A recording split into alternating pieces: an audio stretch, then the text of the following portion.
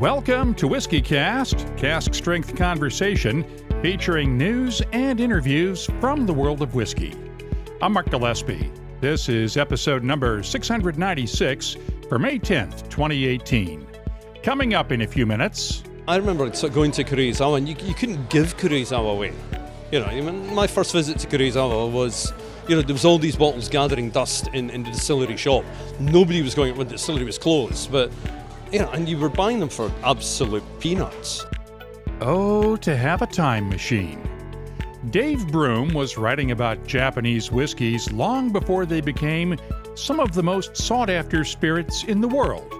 His latest book, The Way of Whisky, examines Japan's whiskey culture, and he's getting ready to start filming a new documentary on Scotland's whiskey culture.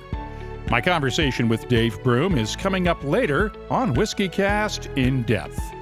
The What I'm Tasting This Week department will have something almost as rare as a list price Kuroizawa, while our new Behind the Label segment has the backstory of another rare whiskey, one so very bad that whiskey lovers keep trying to get their hands on some just for a taste. That's all just ahead on WhiskyCast. This is whiskey, Johnny Walker's Scotch Whisky, from this place and these people, Scotch makers, creating the bold and complex flavour of Johnny Walker Black Label. Step right up. WhiskyCast, brought to you by Redbreast, the definitive single pot still Irish whiskey. Those in the know Redbreast. Let's start off with the news. It's brought to you by Highland Park, and we'll begin with politics. The threat of a trade war between the United States and the European Union is still hovering over the bourbon industry. Last week, U.S. President Donald Trump delayed his plan to hit European steel and aluminum imports with punitive tariffs until June 1st, while the two sides try to work out a compromise. The 28 EU nations are the largest single exporter of steel and aluminum to the U.S. European leaders in Brussels are ready to retaliate with their own tariffs against bourbon and other uniquely American exports if Trump's plan does go into effect.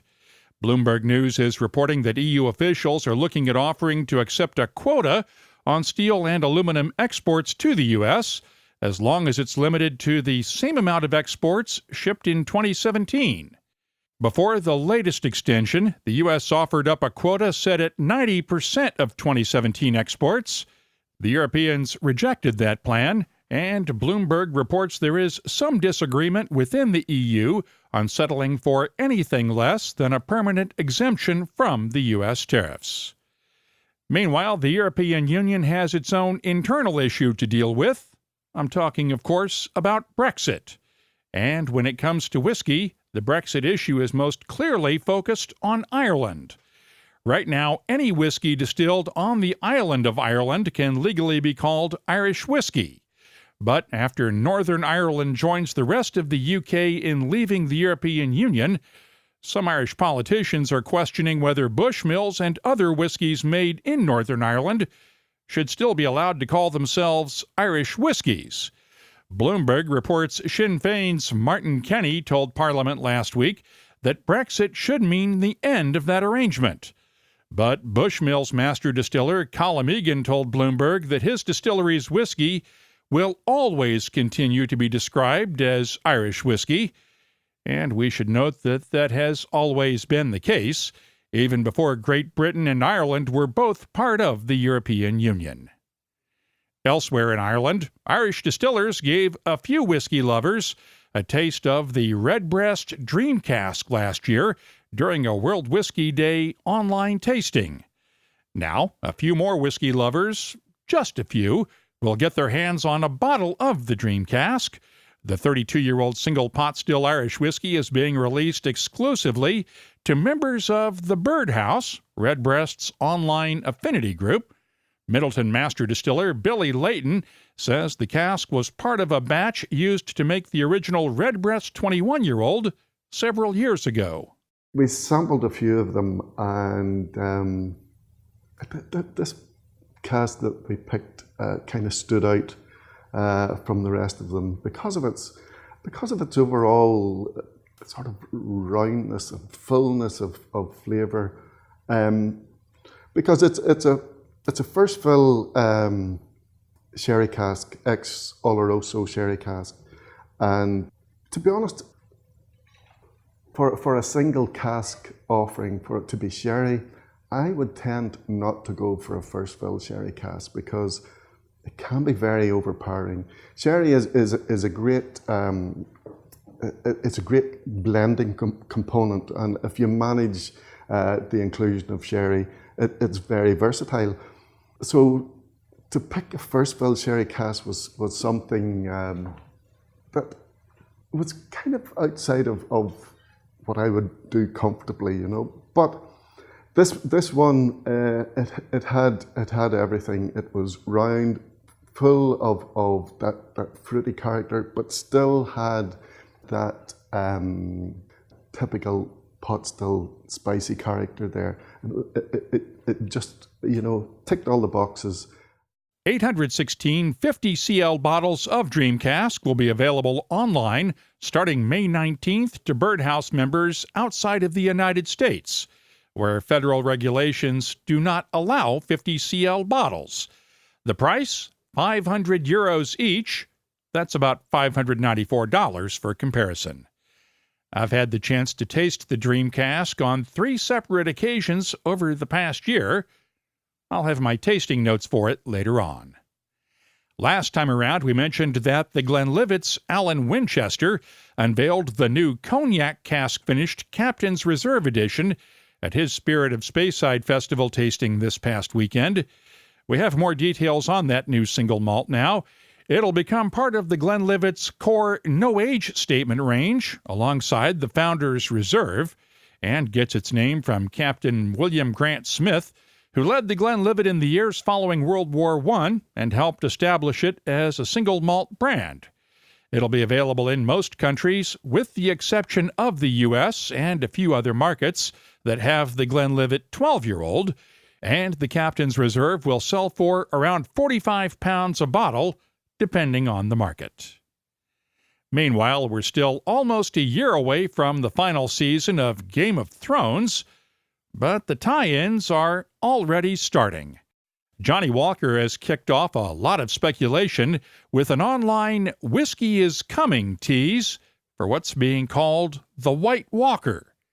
I tried to get an explanation from Diageo's Ewan Gunn. What can you tell me about it? Because we already saw the teasers for it, so what can you tell us? If it's the teasers you've seen, I'm afraid that is all I can tell you at this moment in time. We are going to be making some further announcements about it, probably in a few months' time. So around the fall, you'll start to see a lot of noise around it. But I'm afraid if you've already seen the teasers, there's nothing more I can share at the moment. Sorry. So you can't tell me if it's going to be a unique liquid or it's going to be a rebranding, sort of like with the Jane Walker edition in the U.S.? I'm afraid I can't. Sorry. I would love to, but I'm afraid I can't.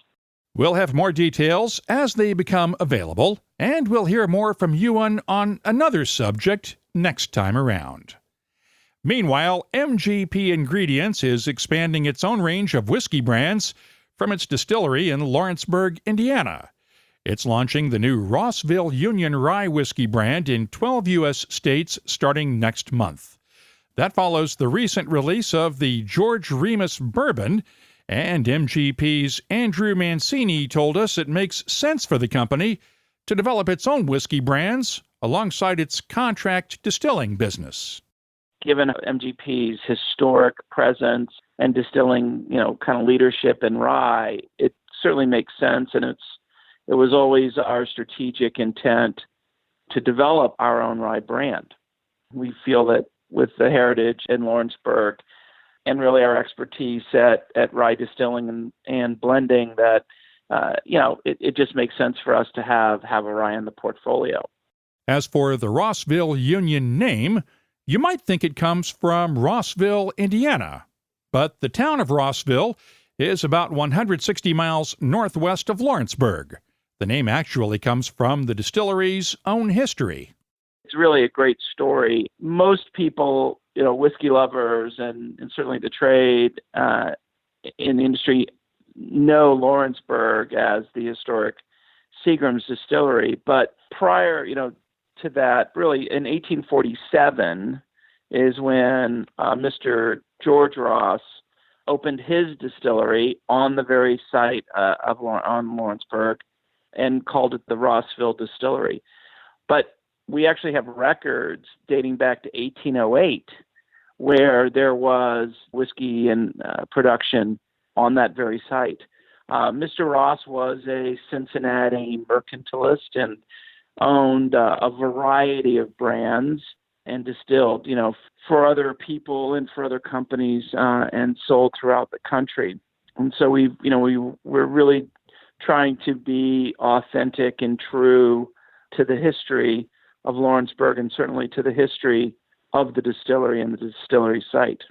There will be two versions of Rossville Union, a 4-year-old straight rye bottled at 47% ABV that will sell for around $40 a bottle, and a barrel-proof straight rye that's bottled at 56.3% ABV. It'll sell for around $70 a bottle. In other news, we are starting to get the results of this year's San Francisco World Spirits Competition. While the class winners will not be announced until next Monday, 3 of the top awards have already been unveiled. Taiwan's Kavalan King Car Distillery was named Distillery of the Year, while the Scotch Malt Whisky Society won the Director's Award of Excellence, and Sazerac was named Importer of the Year. We'll have the best-in-class whiskey winners when they're available. And the Spirit of Speyside Festival has wrapped up for another year. Last month, we mentioned the festival's annual whiskey competition, and the winners were announced on Sunday night following final voting at venues throughout the festival. Glen Murray Distillery was the big winner. Its classic Chardonnay won the category for no-age statement whiskies, while its 18-year-old won the award for malts 13 to 20 years old. Distillery manager Graham Cool was, as you might expect, more than pleased. If I was a betting man, I would put money more on the Chardonnay than the 18-year-old to win. We're up against the 18-year-old Aberlour, and I thought maybe the sherry influence there might just attract people. So it was announced in ascending order of age, and we got the Chardonnay, and I sat down and thought, oh, that's good, delighted. But the 18 was just the icing on the cake.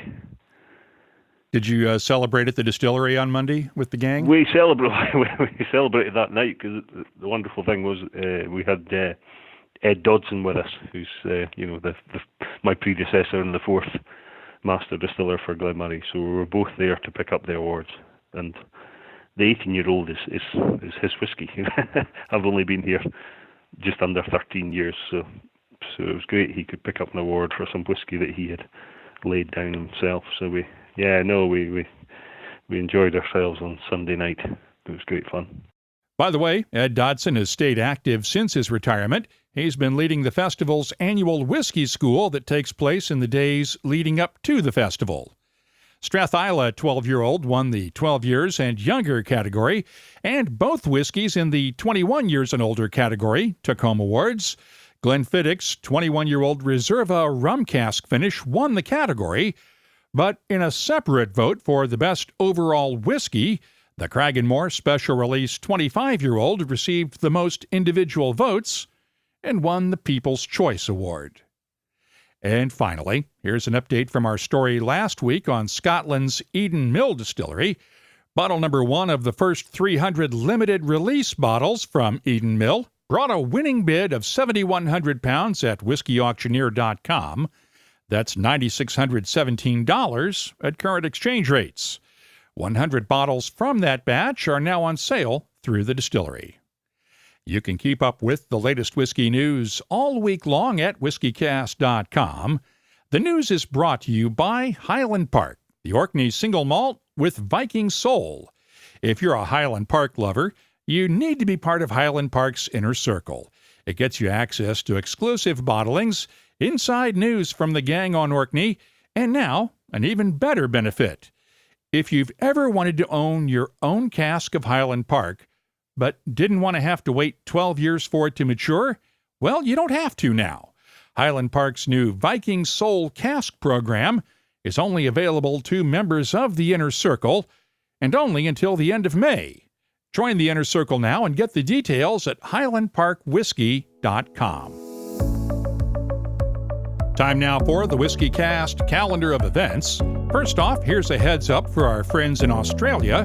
Tasmanian Whiskey Week is August 13th through the 19th at various distilleries around Tasmania, but the complete event schedule will be announced and tickets will go on sale this coming Monday, May 14th.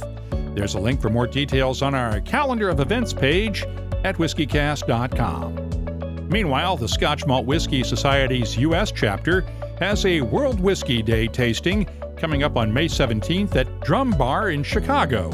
Catoctin Creek Distillery has a whiskey dinner that same night at the Union Street Public House in Alexandria, Virginia. The Whiskey Extravaganza wraps up its spring series of events on the 18th in Denver, and the Oxford Bourbon Festival and Auction runs from the 18th through the 20th in Oxford, Mississippi. You can find out more about that one in episode 693 of WhiskyCast at our website. The Whiskey Stramish is that same weekend in Edinburgh, Scotland, and the Campbellton Malts Festival is May 23rd through the 25th in Campbellton, Scotland. The Islay Festival of Malt and Music, Faygiel, gets underway on the 25th on Islay. And speaking of Islay, the Kensington Wine Market in Calgary, Alberta, will host an Ardbeg 1815 grand tasting and dinner with Brendan McCarran May 29th. Finally, Whiskey Live Louisville is June 2nd, and the Kentucky Bourbon Affair runs from the 5th through the 10th. Right now, we have 263 different events worldwide on our searchable calendar at whiskycast.com. There's bound to be at least one near you. Redbreast fans have always cherished our whiskey's sherry notes, so we set out to embellish that character. Introducing the Redbreast Listowel edition, a quintessential single pot still Irish whiskey finished in first fill Oloroso sherry casks from Spain's prestigious Bodegas Listowel. Carrying Redbreast's trademark pot still spices and dark dried fruit notes, the Listowel edition is graced with an enduring sherry finish that would be better described as a final act. Discover the newest branch on the Redbreast family tree. We have a new WhiskyCast HD episode online for you this week. Last Saturday, they closed down Cooper River Distillers in Camden, New Jersey, not with tears, but with a Kentucky Derby party. Actually, this place opening up kind of turned me on to the idea of micro distilling, and it was really one of the first places I heard of this, and it opened up a door for me. I got into a little bit of whiskey, bourbon, and especially the Petty's Island Driftwood Dream Rum, and drinking some Dark and Stormies. Definitely. So definitely expanded my horizons. I'm really sad to see them go. I'm gonna miss it. It's really a shame. Camden was once a city that made things. The old garage that's home to the distillery was once where car stereos from the nearby RCA plant were installed. And this distillery was one of the few places left where made in Camden meant something. The biggest time we had things being made here was back when Campbell was here, before a lot of the big companies left. So it's great to have some form of commerce and production back in Camden. This is the first distillery of its kind here, post Prohibition and all that. So it was a real novelty. We could have probably shifted to being more of a tasting room focused operation. That was an option. That is not what I wanted to do. I wanted to be a production distillery and make booze and get it out and make it better and better and more of it over time. And we just weren't able to grow that organically, and the cost of doing that was more than we could pull together. Before I kind of had to just pick a date and say, if it's not done by then, here we go. Here we are. And today's the day. Today's the day. We figured we'd make a party out of it.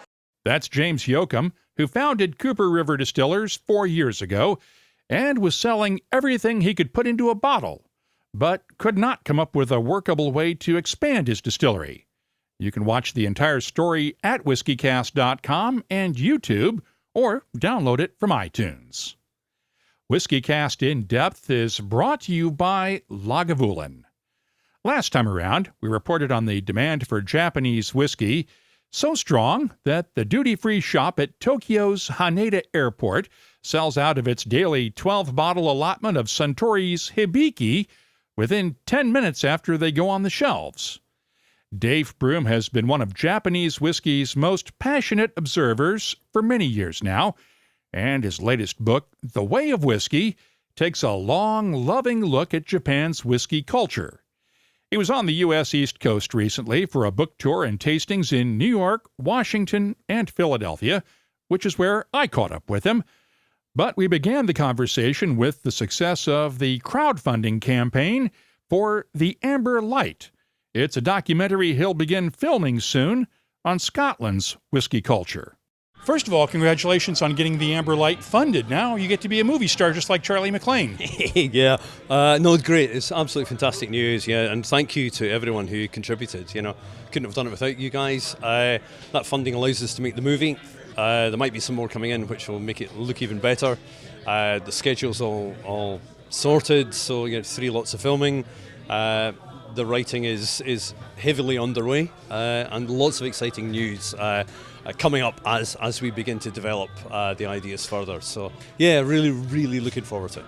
This should be a fun project. Explain, for those people who didn't hear the original interview, exactly what this is about. It's not about the production of Scotch whisky. It's about the role Scotch whisky has in Scottish culture, right? Exactly. There's been some amazing films made about, how whisky is made and what whisky's history is, but not one that talks about, the fact that whisky is a cultural product. So how it's influenced people's thinking, how it's influenced songwriting, traditional songwriting, or poetry or literature. So we'll be talking to musicians, to poets, to writers, to farmers, to bartenders, as well as people in the whisky industry, and kind of looking from a historical point of view, looking at why Scotland makes whisky. What is it about Scotland's terroir that means it has to make whisky, and also how whisky has been consumed over the years.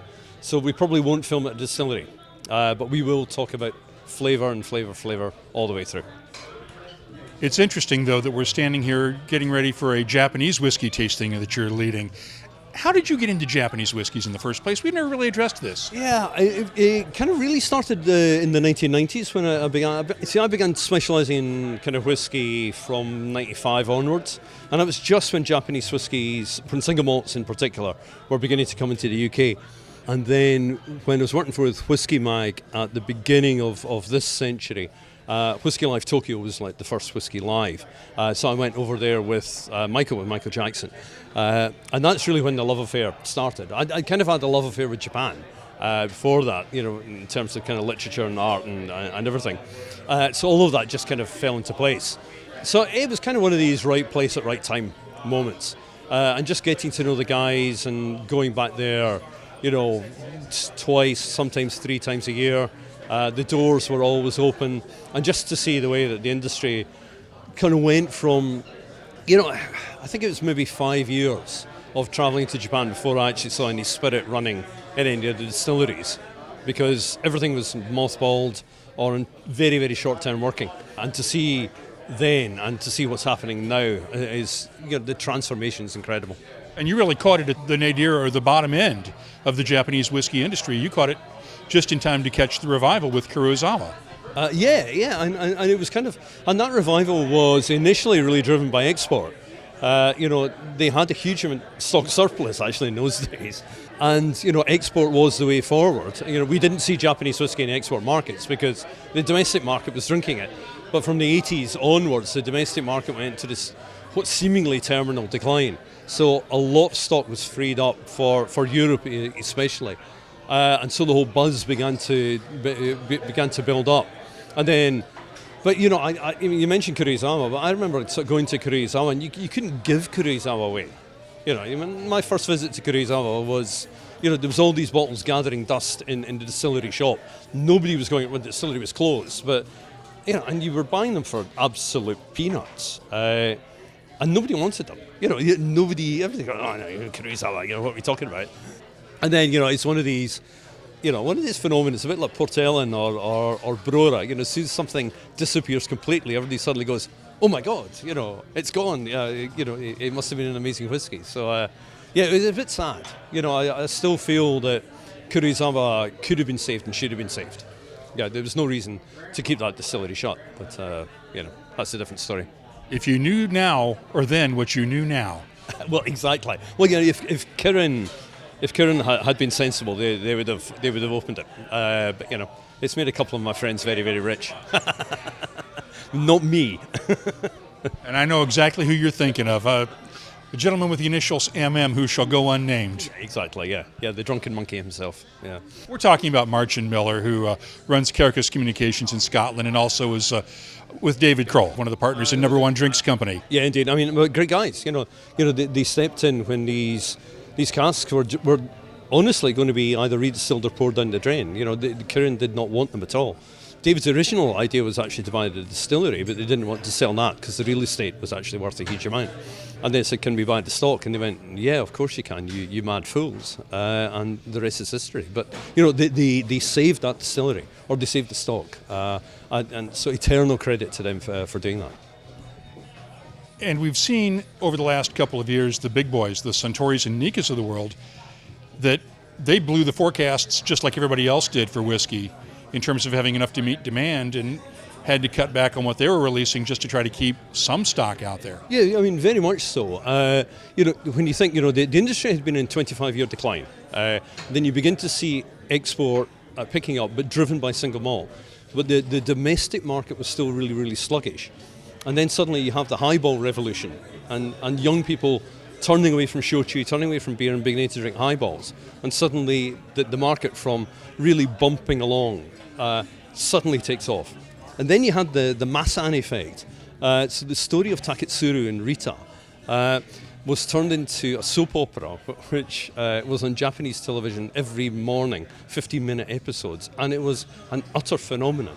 And that just drove interest, especially in Nika products, absolutely through the roof. So from having a stock surplus, they immediately went into stock shortages. Because, as I said, so much of, none of these distilleries were producing whiskey for a long time. So there simply was not mature stock available. So they knew all the time that they would eventually hit this, this hole in stock. But because demand was relatively well managed, they thought we will be able to get through it. Then suddenly, it's whiskey. You can't predict what's going to be around the corner. It's going to be another few years. I would say probably another 6-7 years before you begin to see stocks coming into balance again. But capacity is being increased, or production levels are being increased at various distilleries. So it will come good, but everybody's got to be patient. It's not like the Japanese are keeping the whiskey for the domestic market. It's as scarce in Japan as anywhere else in the world. As we heard from one of our listeners, who you provided us with some guidance for him before he went over, he told us, yeah, their stocks pretty much are about as bad as they are over here in the States when it comes to Japanese whiskey. There's nothing special left. No, I mean, and you walk around distilleries and you say, oh, really? Is that all you've got? And it's, yeah. But, I remember similar stuff. I remember going around Springbank, a long time ago. And, they had virtually no stock. I remember going around lots of Scotch distilleries. That's the nature of the beast. Whiskey takes time. And although the industry is good these days at predicting and guesstimating what trends are going to be, it's hard to predict what trends are going to be like 10 years in advance. And this may be an extreme case, I accept, but it's an inevitable consequence of dealing with an aged spirit. You have a better shot at being accurate throwing darts at a dartboard. Yeah, well, I mean, it's one of these things that, I don't know what I'm going to have for my dinner tomorrow night. I certainly don't really know what I'm going to be drinking in 5 years, 10 years' time. So, there's a lot of interesting, forecasting. But I mean, as I said, the industry is getting better at it, but it certainly couldn't have anticipated that the entire world suddenly would turn on to Japanese whiskey at pretty much the same time.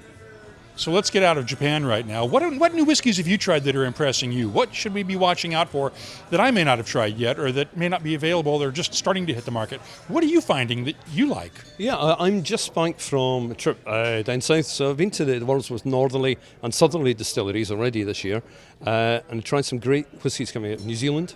A very young industry. Cardrona, which has just opened. It's opened recently. Huge potential. They're very serious whiskey makers, making great stuff. Thompson there as well, which is again small distillery, doing interesting stuff. Over in Australia, I was blown away by the quality at Starward. I think they're making immensely good whiskies. Bakery Hill as well. The stuff in the mainland in Australia, I think, is Archie Rose as well, which is in Sydney. The problem with Australia is it's not enough people making volume. It's a lot of distilleries, but they're all pretty small scale, and it's not the right way to build an industry. So it needs some folk biting the bullet and actually, come in with some serious investment and serious volume. And the whole Nant fiasco there didn't help matters either. It didn't really help that a great deal, but I think they've got to move away for 50-litre single cask releases, because you can't build a brand that way. Anyway, that's kind of a different issue. I think some great stuff coming out of Scandinavia. Really impressed with Stauning from Denmark. Box, although it's no longer called Box, they're developing extremely well. Mykin, was just 3 years old, just in the Arctic Circle, 35 kilometres off the Norwegian coast. Interesting place to make whiskey. Yeah, I just had some of that a few days ago. They sent me a sample of the Mykin, and they're making good stuff up there. Their peated stuff is really good. Yeah, it's excellent. I prefer the peated stuff to the unpeated. Made with desalinated water, for it's not a huge amount of water on the island. So that is great. It's just some of me. Cotswolds I've been blown away by. So it's just great whiskies coming all over the world. I keep saying to folk, we are living through a golden age of whiskey. It has never been like this at any point in whiskey's history. So many distilleries and so many really, really fascinating drops coming out. As long as we don't screw it up. Well, yeah, we'll try not to. You and I have to ensure that doesn't happen, Mark. Well, we can't drink all of it, but at what point do we start getting close to having another whiskey lock? Well, that's going to be an interesting one, because I hate to say it, but I do think a lot of these new distilleries will struggle. They're simply, if you look at the number of new distilleries opening, plus the fact, I'm just dealing with Scotch alone here, plus the fact that you've got Macallan, Glenfiddich, Glenlivet, effectively doubling capacity and moving up to almost 20 million litres each.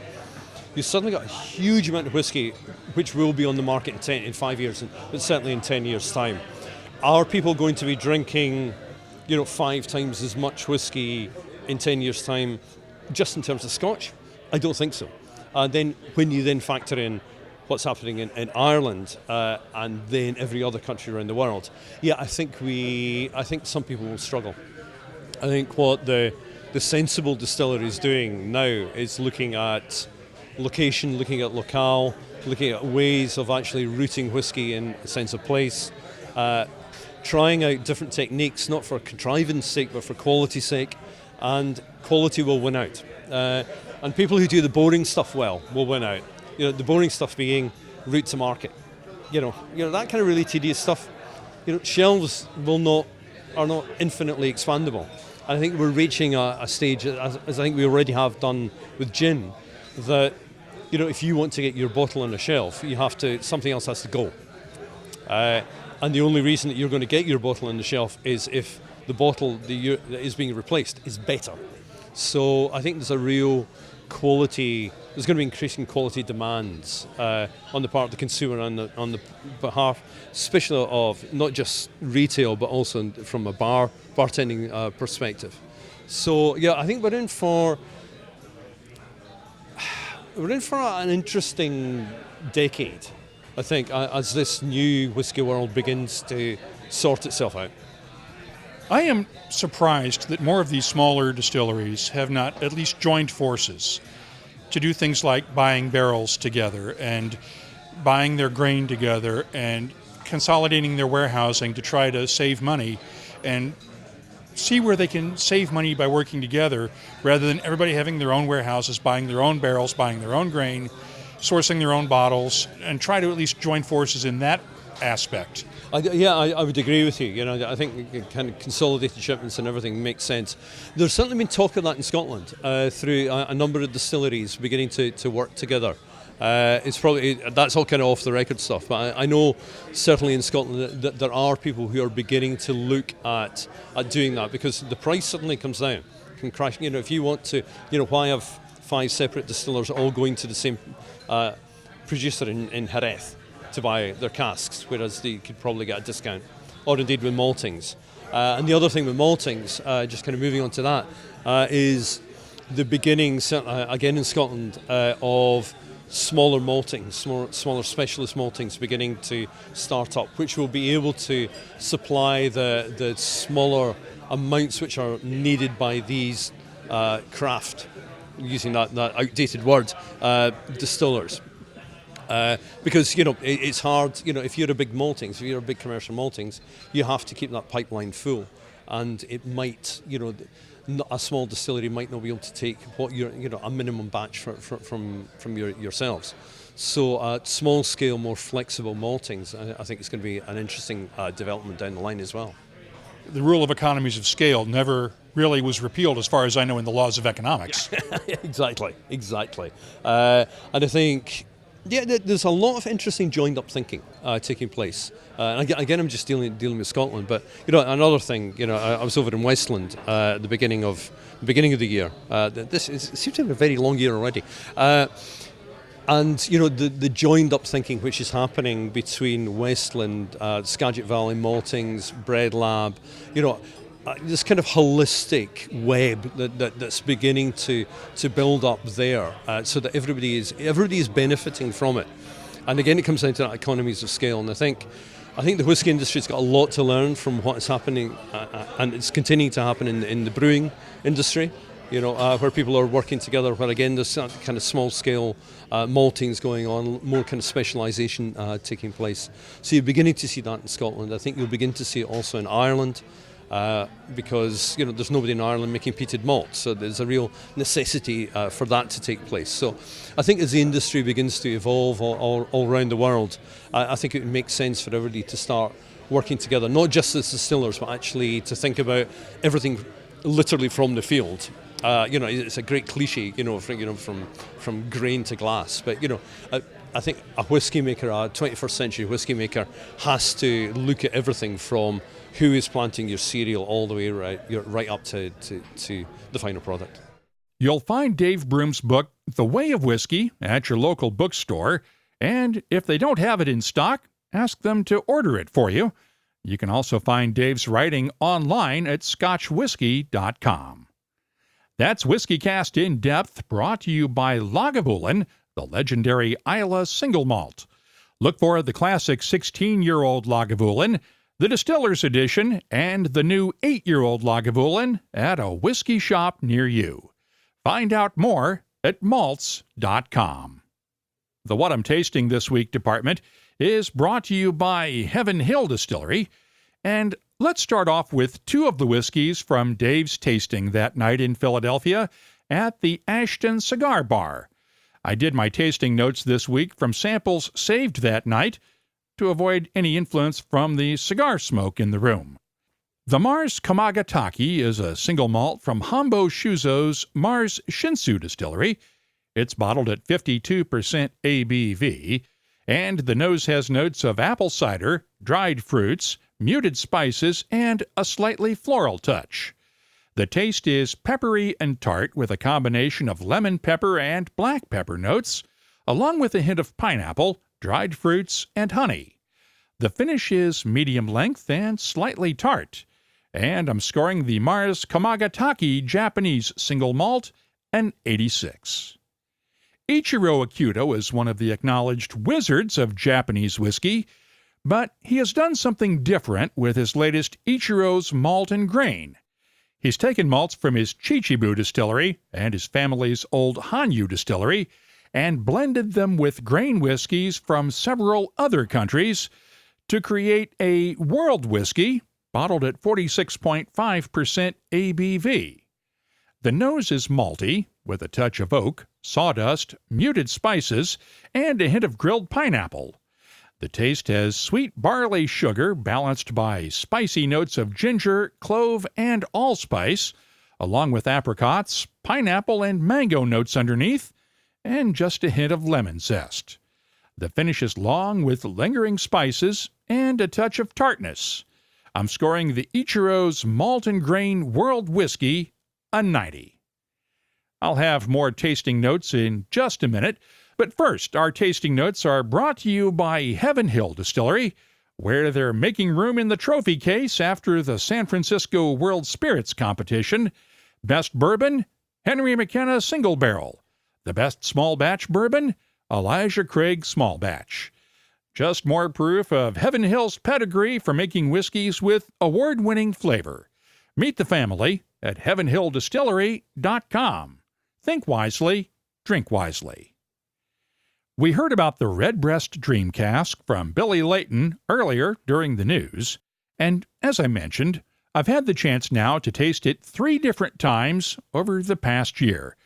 But since I don't post tasting notes for whiskeys that have not yet been bottled for consumers, I haven't had a chance to post my tasting notes for it until now.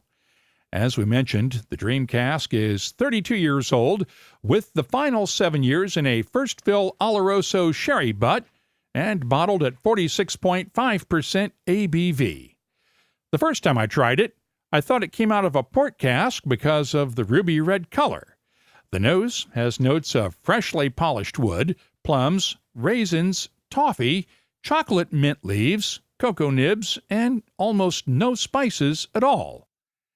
The taste, in a word, wow. It's luscious, thick, and well-balanced with tree fruits and toffee, then turns slightly dry and mouth-puckering with good pot still spices of clove, allspice, and cardamom, while not losing any of the sweeter notes in the background, and an amazing balance and complexity. The finish long, dry, and very moreish, as in, I want more of this. In all of the years of WhiskyCast, only 6 whiskeys have received the highest score I've ever given.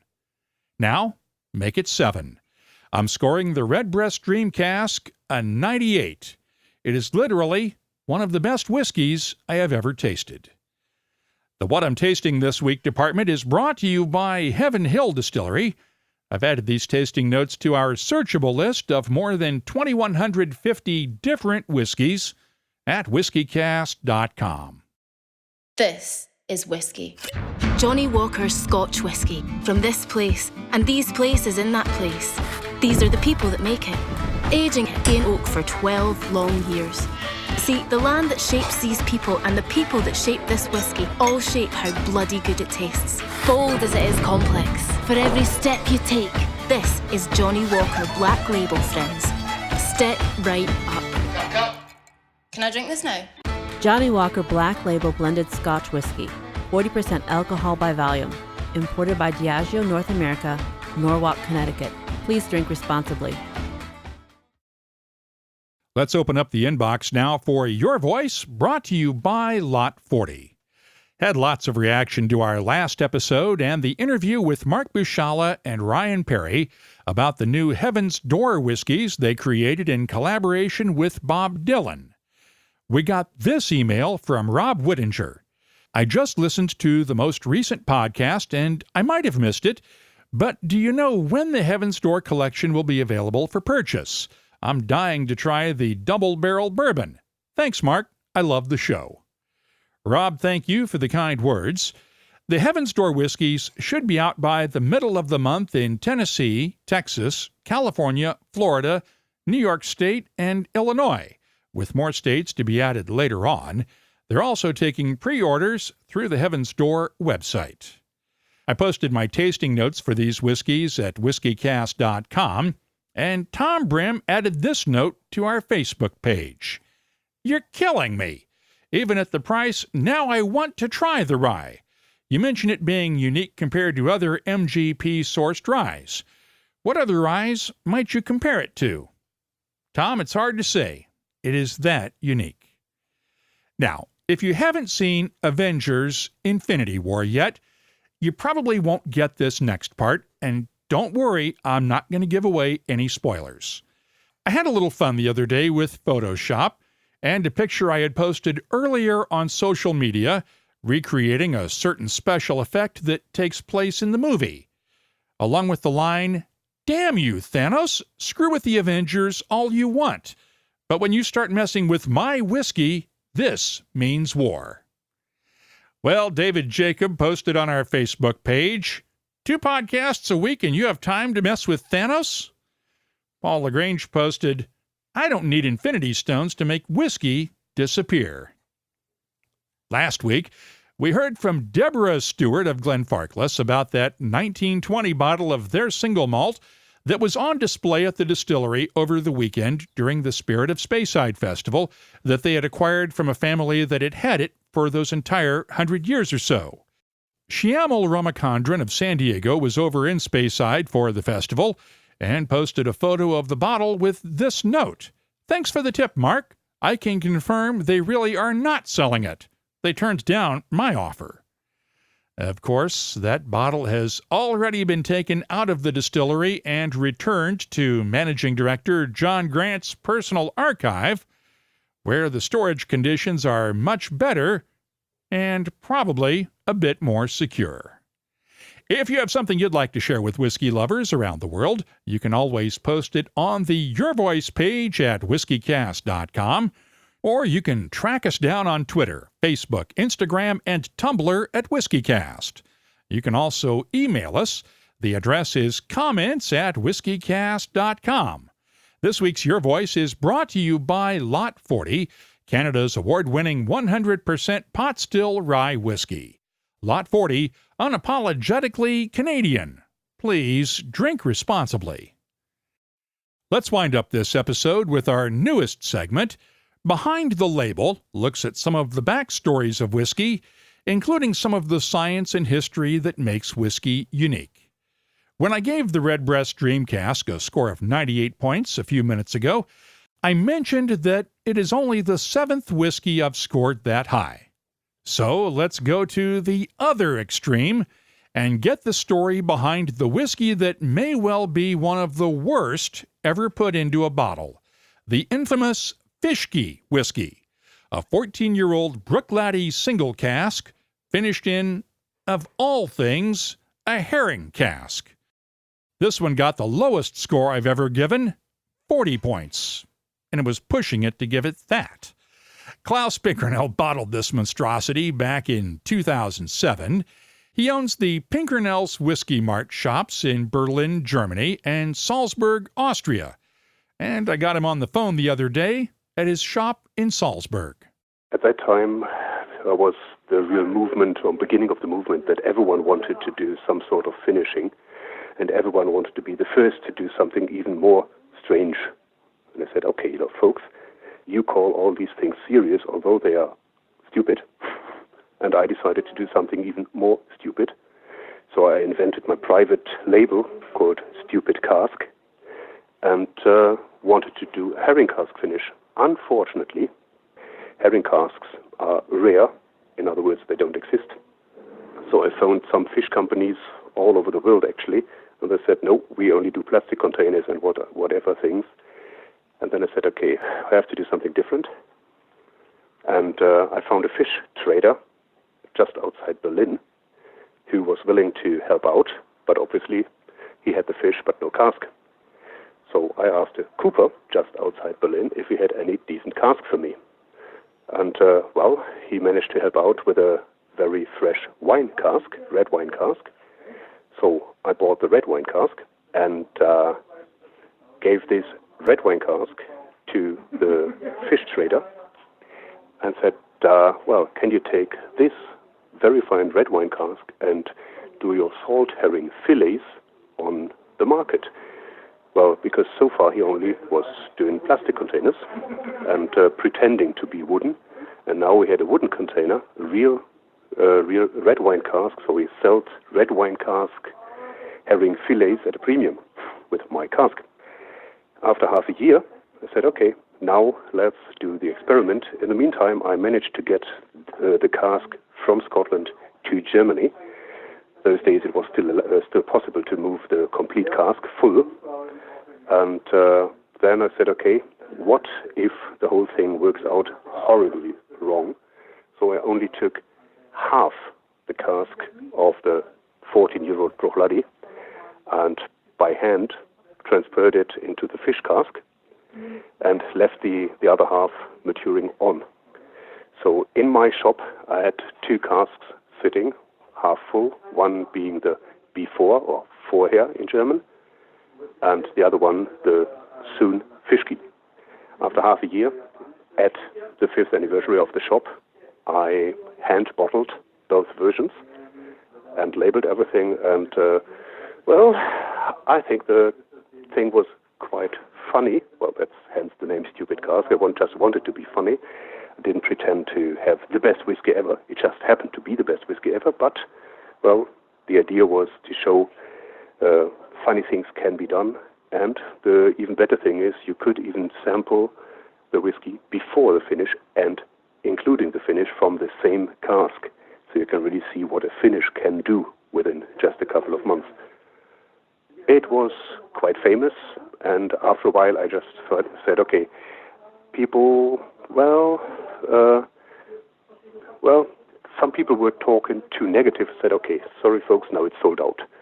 And I took it off the market and just let it settle. And, a couple of years ago. And,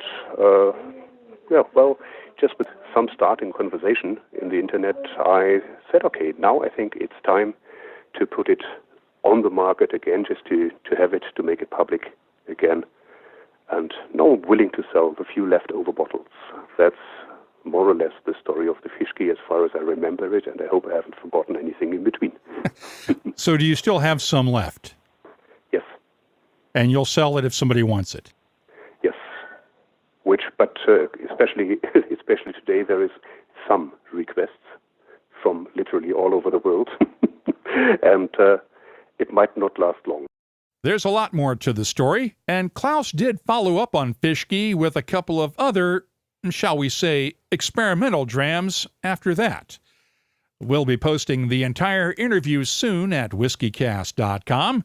And don't try to find Fischki at the website he mentioned, stupidcask.de. That address actually takes you to a German online clothing shop now. We also should note that Klaus's shops carried the Cadenhead's name for many years, but that relationship ended several months ago, and the shops are now known as Pinkernell's Whiskey Marts. We've included a link in our show notes at whiskycast.com. And by the way, thanks to Balblair's John MacDonald for introducing me to Fischki. During a tasting at the distillery a couple of years ago, he snuck it in as a mystery dram at the end of the night. I still have not yet paid him back for that little prank yet, but as with some fish, revenge is a dish best served cold. Now, if you have something you'd like us to dig into on Behind the Label, just use the contact form on our website to get in touch with us. That's all for this episode of WhiskyCast. Don't forget, we're now out twice each week with new episodes, and you'll find links for our WhiskyCast Tasting Panel podcast and our WhiskyCast HD videos at whiskycast.com, along with the latest whiskey news, events, photos, cocktail recipes, and a whole lot more. Our cask strength conversation continues all week long online. Look for us on Facebook, Twitter, Instagram, and Tumblr at WhiskyCast. And the email address is comments@whiskycast.com.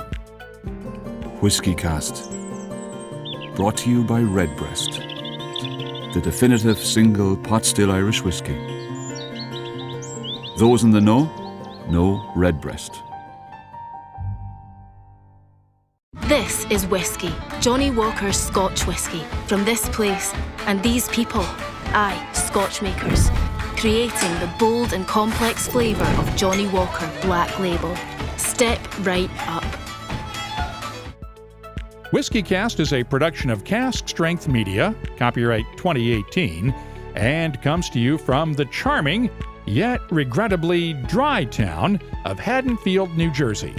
I'm Mark Gillespie, reminding you that when you drink, please drink responsibly. Thanks for listening.